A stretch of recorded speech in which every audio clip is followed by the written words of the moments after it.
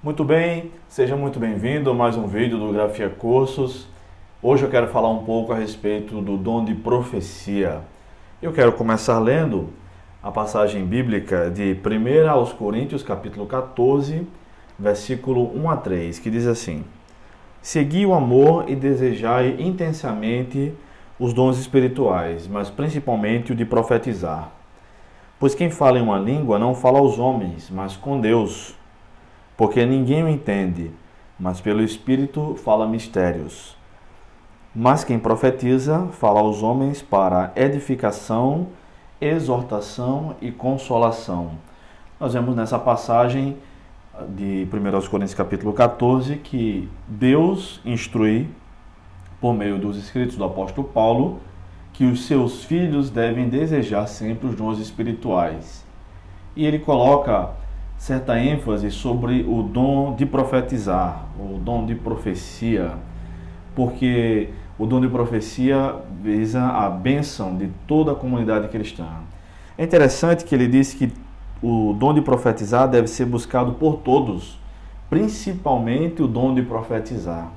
Se você já buscou o dom de profetizar, já pediu a Deus, você está no caminho certo. Mas se você não fez isso ainda dá tempo, ainda está em tempo. Deus deseja abençoar os seus filhos. Busque os dons espirituais em oração, peça a Deus, mas também peça, sobretudo o dom de profetizar.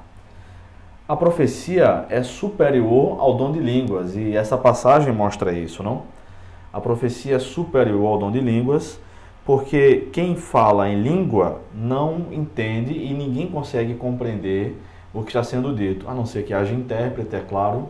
No entanto, quem profetiza fala à igreja, fala aos homens, e com um propósito tríplice, de acordo com o versículo 3, porque quem profetiza fala aos homens para edificação.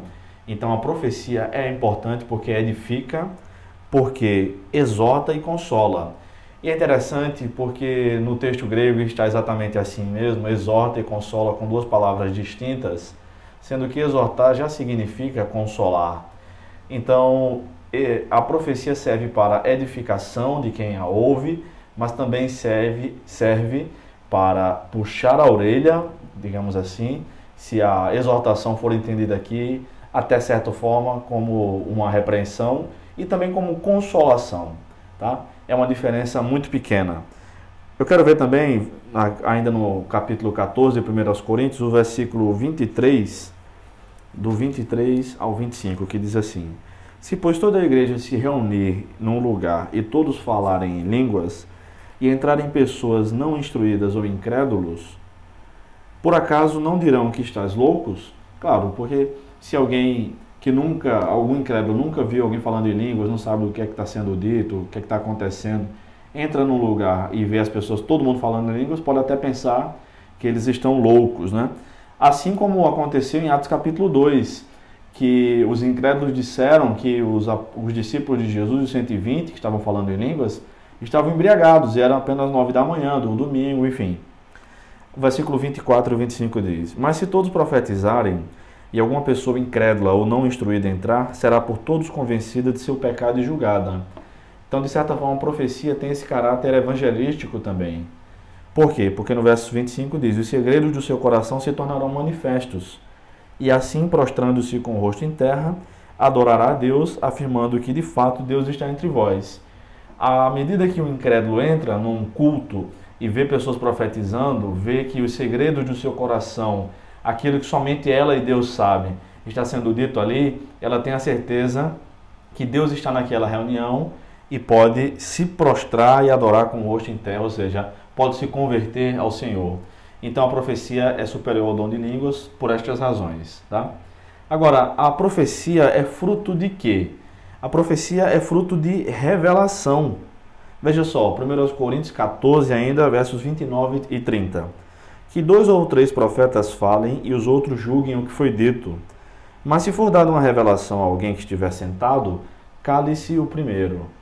O texto não diz, mas se alguém preparou uma mensagem, se alguém estudou, se algum mestre quer ensinar, não. Se for dada a revelação a alguém, o que estiver profetizando, cale-se, se sente, e o outro vai profetizar também. A profecia não é fruto de estudo, a profecia é fruto de revelação. Assim como como eu preparei esta mensagem para dirigir-lhes, isso aqui não é uma profecia, isso aqui é um ensino, um ensinamento, uma aula.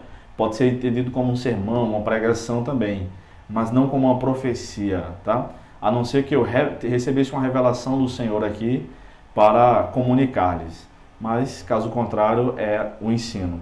E é interessante que o próprio Novo Testamento, que tem traz um caráter diferente para a profecia, tá? Depois a gente vai ver melhor sobre isso no outro vídeo. Mas a profecia, a pregação não é profecia, a pregação é ensino, tá? Eu quero mostrar para vocês, então, o que é profecia no Novo Testamento. Vou começar lendo Atos capítulo 11, versículos 27 a 30, que diz assim: Naqueles dias, profetas desceram de Jerusalém para Antioquia. Levantando-se um deles, chamado Ágabo, indicou pelo Espírito que haveria uma grande fome em todo o mundo, que ocorreu no tempo de Cláudio. E os discípulos, cada um conforme suas posses, resolveram enviar ajuda aos irmãos que habitavam na Judéia. E assim fizeram, enviando-a aos presbíteros pelas mãos de Barnabé e Saulo. O texto claramente chama isso aqui do que Ágabo prediz, né? O que ele fala de profecia. No entanto, nós percebemos que ele não está ensinando um trecho bíblico, um trecho veterotestamentário, por assim dizer, já que era a Bíblia da época. Então nós vemos que aqui profecia não é pregação. Vire aí uma ou duas páginas da sua Bíblia para o capítulo 13 de Atos. Vamos ler os versículos 1 e 2 que diz assim: Na igreja em Antioquia havia profetas e mestres, Barnabé, Simeão, chamado Níger, Lúcio de Cirene e Manaém, que havia crescido com o governante Herodes e Saulo. Enquanto cultuavam o Senhor e jejuavam, o Espírito Santo disse: Separai-me Barnabé e Saulo para a obra para a qual os tenho chamado. Então essa igreja de Antioquia, que era muito abençoada, tinha entre eles profetas e mestres, pelo menos 5 irmãos que eram tanto um quanto o outro, e Barnabé era o maior dos profetas e mestres, Saulo era o menor, mas além deles tinha Simeão, Lúcio e Manaém. E o fato do texto estar dizendo que Deus falou ali e havia profetas, o Espírito Santo falou, dá a entender que um desses 3 irmãos, Simeão, Lúcio e Manaém, profetizaram sobre a escolha de Deus de Barnabé e Saulo para uma obra que o Espírito Santo tinha falado. Mais uma vez, nós vemos que a profecia está em jogo aqui, mas não há uma pregação, um ensino bíblico, é fruto de revelação. Tem mais uma passagem ainda em Atos, capítulo 21, versículos 10 e 11, que diz assim: Demorando-nos ali muitos dias, um profeta chamado Ágabo desceu da Judéia. Ele veio encontrar-se conosco, pegou o cinto de Paulo e, amarrando os próprios pés e mãos, disse: O Espírito Santo diz, assim os judeus em Jerusalém amarrarão o homem a quem este cinto pertence e o entregarão nas mãos dos gentios. É interessante ainda observar a esta altura que no versículo 33 o cumprimento dessa profecia é relatado, que diz assim: Aproximando-se, o comandante o prendeu e mandou que fosse algemado com 2 correntes. Depois perguntou quem era ele e o que havia feito. E o restante do capítulo, até o versículo 40, demonstra que Ágabo até se equivoca na sua profecia aqui. O versículo 11, Atos 21, 11, diz que os judeus prenderiam Paulo, mas na verdade não são os judeus, são os romanos, é o comandante romano, do exército romano quem o prende.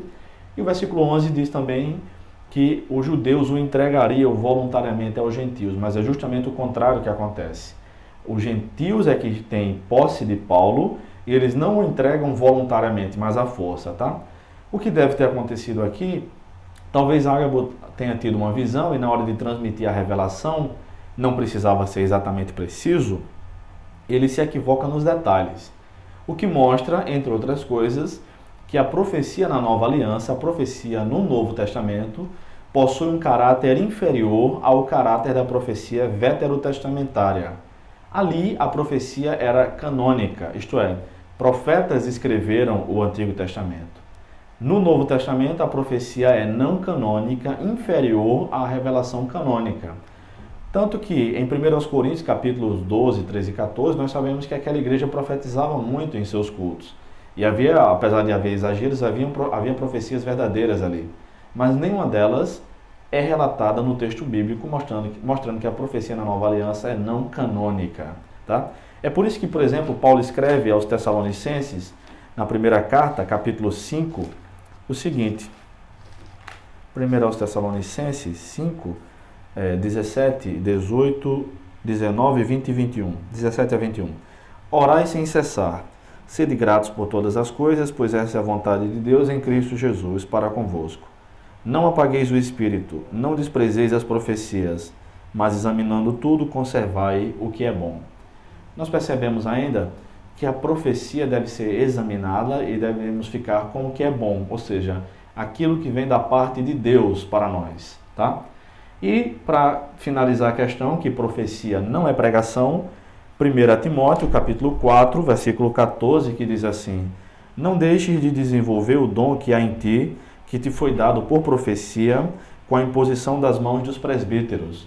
Ninguém deve imaginar que Paulo ou qualquer outro irmão, quaisquer outros presbíteros pudessem estar pregando e ter colocado as mãos sobre a cabeça de Timóteo para transmitir-lhe um dom. Mas, num ato de revelação, a profecia, por meio da profecia, um dom espiritual foi recebido por Timóteo. Tá? Ainda, para encerrar, percebemos que tanto o ensino ou dom de mestre, como a profecia, são vistas em pelo menos 3 listas distintas do Novo Testamento, dos dons do Novo Testamento, para comprovar que eles não são o mesmo dom. Por exemplo, em Romanos 12, 6 a 8, ali nós vemos o dom do ensino e o dom da profecia. Em Efésios 4:11, que diz que Jesus escolheu alguns para apóstolos, profetas, evangelistas e pastores e mestres. Então, o apóstolo, o profeta e o pastor e o mestre estão como dons distintos. E ainda em 1 Coríntios, capítulo 12, versículo 8 a 10, que diz que a um foi dada pelo Espírito a palavra do conhecimento, a outro palavra de sabedoria, a outro a profecia. Tá? Então, visite o nosso site, bruno-cesar.com. Estes e outros estudos estão disponíveis lá. Tem muito mais material e estamos oferecendo cursos bíblicos online. Deus nos abençoe e até a próxima.